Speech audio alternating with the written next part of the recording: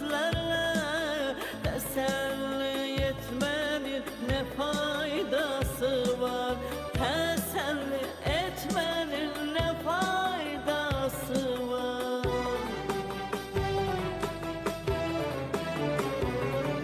Sanki bir gün çıkıp gelecek misin?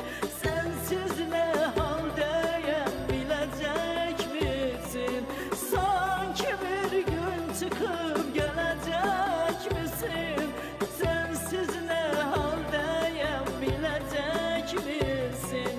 Gözümden yaşları silecek misin? Ağlama demenin ne faydası var?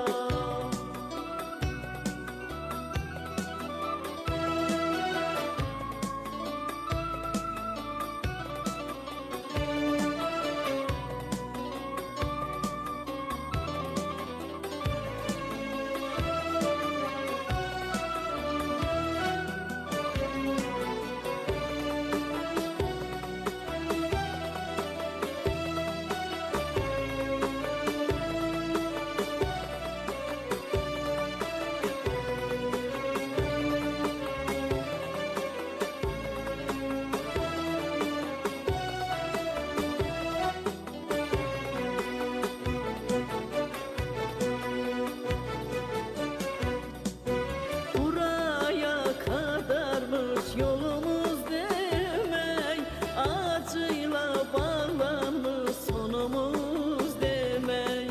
Buraya kadarmış yolumuz demek, acıyla bağlanmış sonumuz demek. Tek çare Tanrı'dan sabır dilemek, kadere sitemin ne faydası var? Tek çare Tanrı'dan sabır dilemek, kadere sitemin ne faydası var? Kadere sitemin ne faydası var?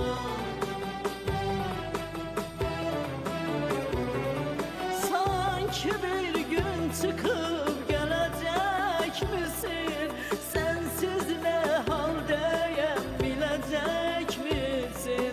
Sanki bir gün çıkıp gelecek misin? Sensiz ne haldeyim bilecek misin? Gözümden yaşları